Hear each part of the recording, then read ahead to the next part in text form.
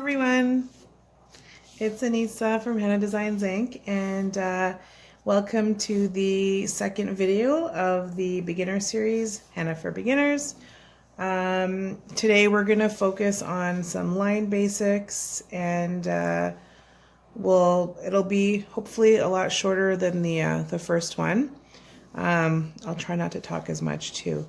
But I did mention about using something other than henna last time, and basically what that is a cone, but what I've put in it is lotion. So I don't know if you can see that, but this is the one that I added to it. It's more of a thicker lotion, so it flows nicely as henna.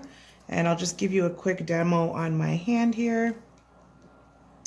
The consistency is very, very similar to henna. So if you happen to want to just, practice, you can do that with the lotion cone, and you can also moisturize your skin. Okay, so that's an option that you have if you don't have henna yet. And don't forget, if you are in the Ottawa area, I do sell cones. So you can always contact me. I've got my links up on the video. What we need today is basically a cone. I always use some tissue. I always keep tissue on hand. And that's basically just to wipe the tip. It keeps your lines nice and clean.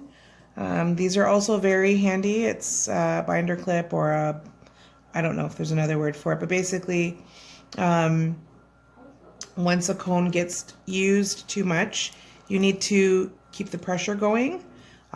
So what I do is I would just pinch it like this, and it keeps it nice and full. Whoops, a little too full there. Okay, but right now, because I'm using a full cone, I shouldn't need that. Okay, so like I said, we are gonna do some line basics. And basically, when you are doing lines, there's two things that you need to think of.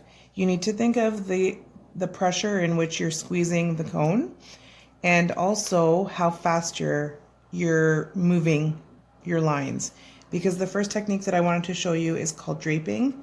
And I don't know, some of you that are maybe in cake decorating or something like that might have done that, but it's basically you're gonna start, you drop your where you want to start your line, and then you're gonna keep the cone a little off the page as you move your hand.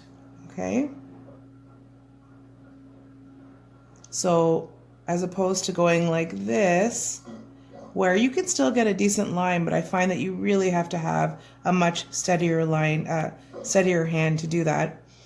You can just drape, and once in a while you might get a little break. That's okay, but the way to avoid that is what I mentioned before, is that you have to have a consistent speed.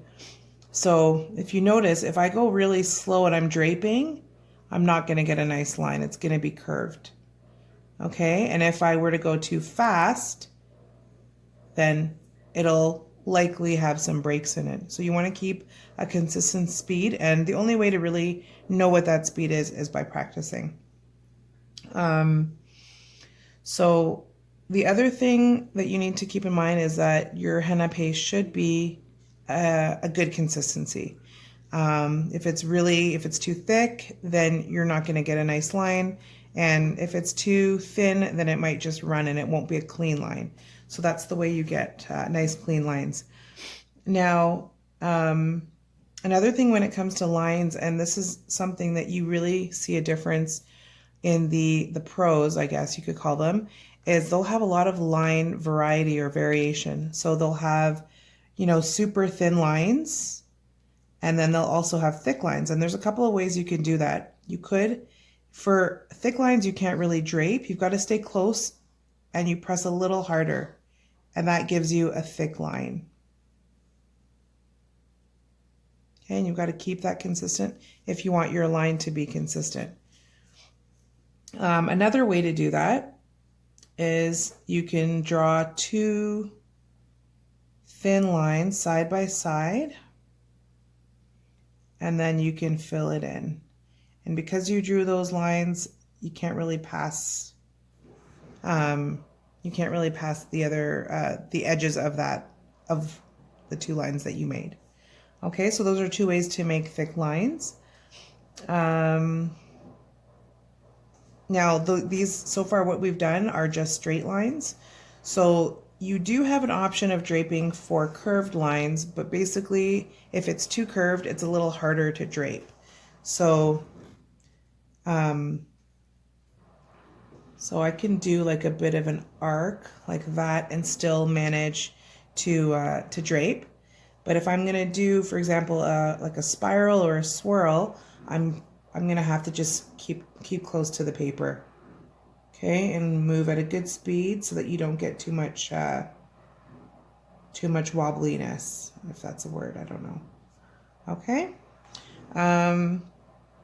Another type, I guess, type of line or just something that we looked at in the pencil sketching was the small humps or bumps. Okay, and you just want to try to keep it the same spacing and the same height as well. Okay, so that's pretty much it for the lines. Now what I'll do is just maybe do a small design that sort of incorporates some of the things that we just did, and I might have to just tilt this a little bit because hopefully it's still in there. Just because I kind of like to work at an angle if I'm doing certain designs.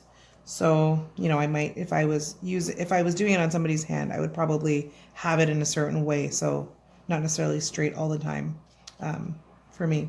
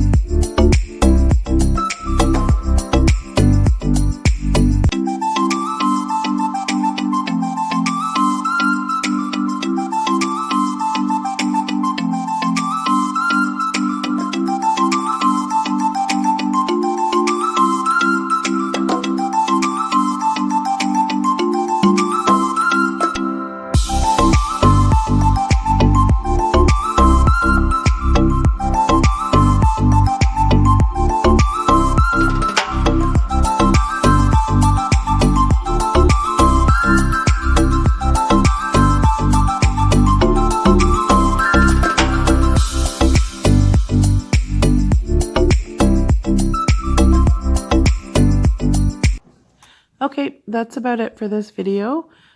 You can leave any questions or comments below, and we'll see you next time when we look at dots and vines. See you then.